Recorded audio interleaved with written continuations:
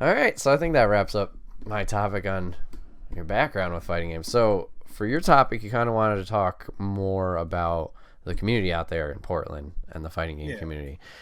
Is yeah. there anything specific like you wanted to talk about the group? I guess. Um, yes, yeah. I guess it's our community in Portland because every Mondays I help run events with my friend Jake, hmm and of course some people kind of join us, we run events every Mondays for fighting games at a tap room called Room 122, and the whole idea of running the events is for people to come out and play, have fun, and learn. Because this might be a little controversial for right now for like the little beef with our current scene, hmm but to me, like as a I guess a part of the scene, I feel like Oregon is kind of having a different.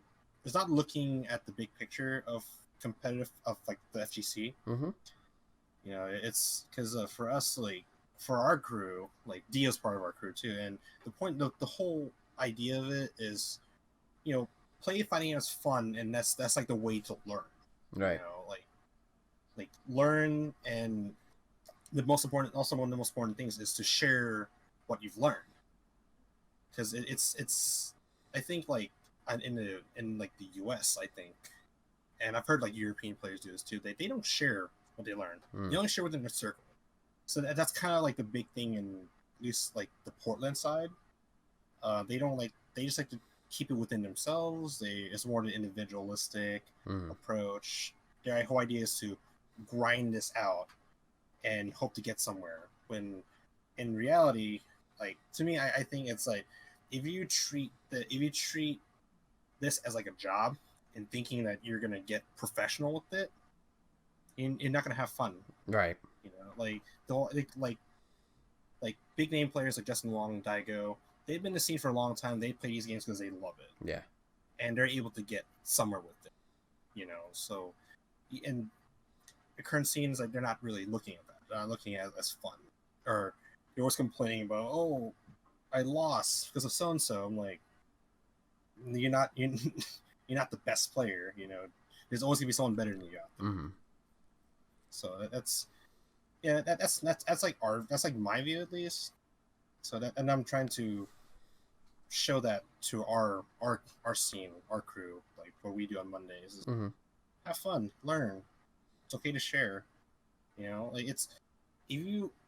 That's one of the things I look at it as that I tell you, let's say you and I play like Mortal Kombat, Yep. and I tell you, okay, block this because this is an overhead, hmm or like this many frames. You learn how to block it. See, you're learning. Right. Then I have to learn how to deal with it and hmm come up with other options. So it's that's the idea we want to kind of like express. Right. So don't be afraid to share. hmm To Yeah. Japanese players, oh sorry, You're good. so I tend to pause. I'm sorry, but You're I was gonna good. say one thing.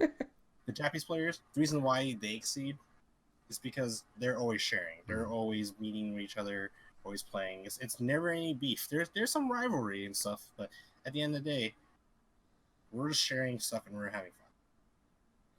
Yeah, I agree with that wholeheartedly. Like, obviously, I get the mentality of like, oh, I don't want to tell people my secrets, blah blah blah, because then I have it over them. But like you said, if you share your info, obviously I'm getting better because I know, oh, I can defend this now or this way. But then you're also getting better in, okay, now he's going to do something different. How do I improve for that? So you're both kind of escalating up.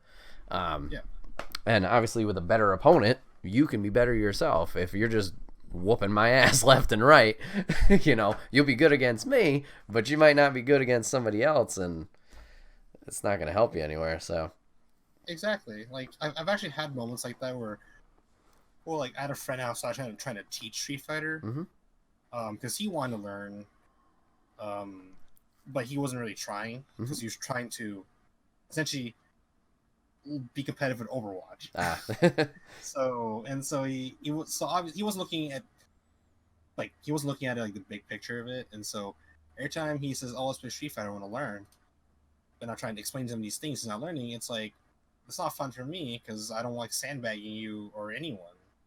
You know, I'm not learning. Mm-hmm. You know, if I want to learn combos, I'll just go and practice mode. Right.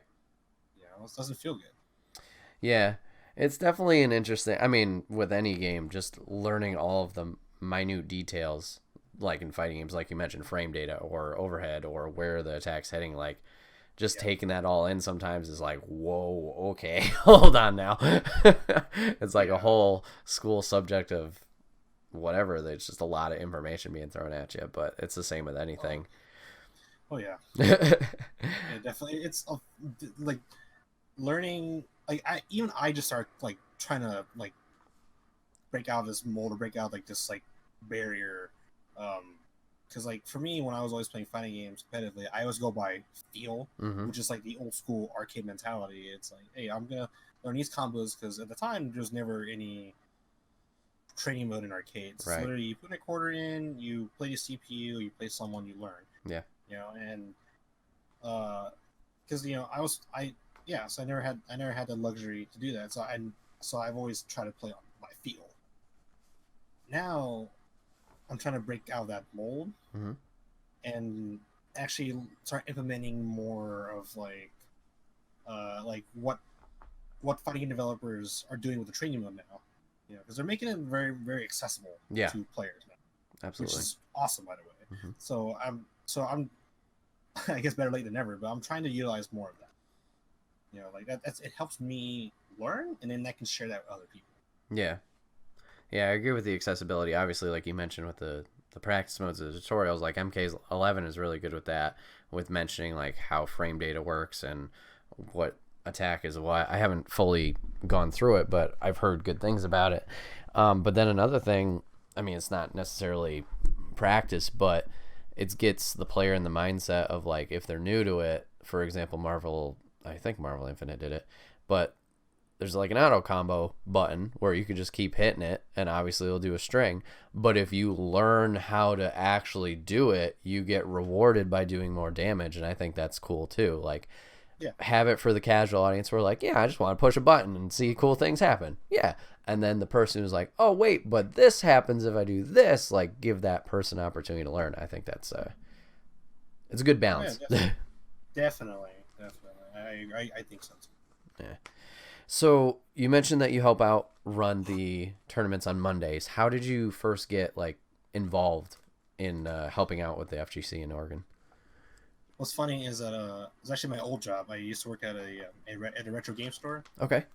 called Game Trader, and one of my buddies, Toon, he actually is an old head at the FGC in Oregon.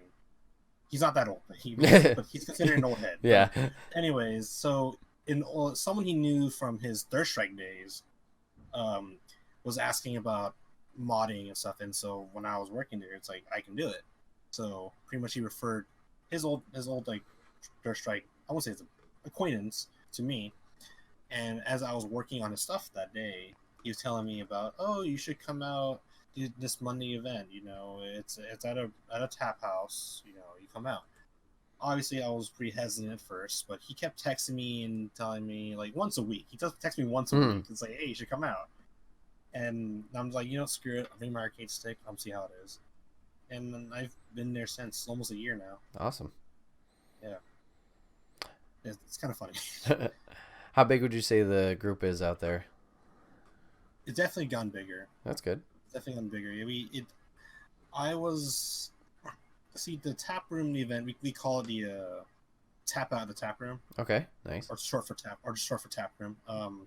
The tap room events, I came in like a month after it started. Okay. So it's obviously very small, like started like maybe 3 to 5 people. Right. But over time, once people start coming out and they're hearing that, oh, it's in Beaverton. It's like in the middle between it's in between like Hillsborough and Portland. Mm-hmm. You know, because Portland's like pretty far out compared to like, yeah. So the fact that Beaverton was like in the middle kind of got people's attention to come out more, and that's when it started growing. So now we get like an average maybe 13 people a day. Okay, that's real good. Yeah, and on tournament days maybe we get like 20ish. Okay. 25. Yeah. Also, it's a small venue, so it's kind of hard to kind of have a lot of people in there. Yeah, got to work with But what you got. yeah, we try. Hmm. We try. Yeah. Are there certain games that you guys focus on in the tournaments, or do you kind of rotate it, or how's that work? So we first started just running Street Fighter Five tournaments because you're trying to get the feel of like how to run a tournament Hmm. and see how things are in the community. But in our fourth tournament, we ran a anime fighting game called Under Night in Birth. Okay, is that the Um, new one they put at Evo? yeah. Okay. Yeah. So yeah, and we decided to put that up because we thought it's a great idea, give it more mainstream exposure, that it deserves. And so at that day we I wasn't too happy in the numbers, but it's better than nothing. We got 8 people. Okay. But the thing is, we got one of the anime players from Portland. Hmm. She goes by Peach Cola. She came out to the event, Cool. and once I saw, what's funny is that once I saw her, I'm just like, oh shit, like that's not fair. Hmm. Like, I might as well just give her the fucking prize money. Yeah, because she's a good anime player. She plays a lot of anime fighting games. She's a natural anime fighter. So when I saw her come in, I'm like, damn it. It's like, okay. So yeah, but our fifth tournament that's coming up Monday. We're going back to Street Fighter Five, and just kind of get people interested still. And I brought the idea that hey, we should run Mortal Kombat Hmm. because I feel like Mortal Kombat 11 is different from MKX in the sense that the game. I know I'm probably throwing out some fighting game jargon. Yeah. So MK11 focuses a lot on neutral and footsies. Yep. So I'm sure you can get the idea of like neutral. Like Mm. you're just playing your opponent at an even level, and footsies is it's like essentially you have to calculate like what your opponent's gonna throw out, and you throw out your butt essentially. Just think about like I throw a jab, but you counter me with a jab or like a hook or whatever. Stuff like that. I know it doesn't work, but you get Yeah. so stuff like that. It's like footsies and stuff, and it's definitely as a Street Fighter player, it's definitely very Street Fighter orientated, and to me. Hmm. So I'm always trying to like let people know in the community that hey, this isn't the same NetherRealm game that y'all think it is. This is definitely open for a lot of people. Even like some professional Street Fighter players are playing Mortal Kombat right now. Or at least they're trying it. Hmm. So yeah, so I just want people to know that this is actually like a good step for Mortal Kombat. Cool. So what are your personal goals for competing? Like I know Dio is pushing himself. He doesn't want to like, be the top level, but just push himself and see where he can get. I know he's gone to Red Bull Conquest that one year. I think it was last year. And then I know he has the eventual goal just to get to Evo. Do you have similar goals, or you find where you're at? What do you think? My goals of fighting games is just I don't know. It's kind of hard to think of a goal other than just be just like trying to learn something new Mm-hmm. every day, and try to. Actually, yeah, I guess my goal is to try to make it out into more major events. Okay. But obviously, I feel like I can't achieve that until I. Sounds kind of funny. So I demolish the local community here first. Uh-huh. Like, I'm not trying to say that in a bad way. Yeah, It's no, like I understand. it's like I feel like if I can't beat them, or I can't be at an even level with them, with our best players here, Mm-hmm. then I feel like I'm not ready to go to a major. Yeah, that makes sense. Some like I get and so yeah, I feel like I should at least be able to be at that level, Mm-hmm. and so I can try to do something in the major and learn there. Yeah. Yeah, I guess that's my goal. It's just make out more majors, learn, and yeah, share it and bring it and try to share it to our community. Cool.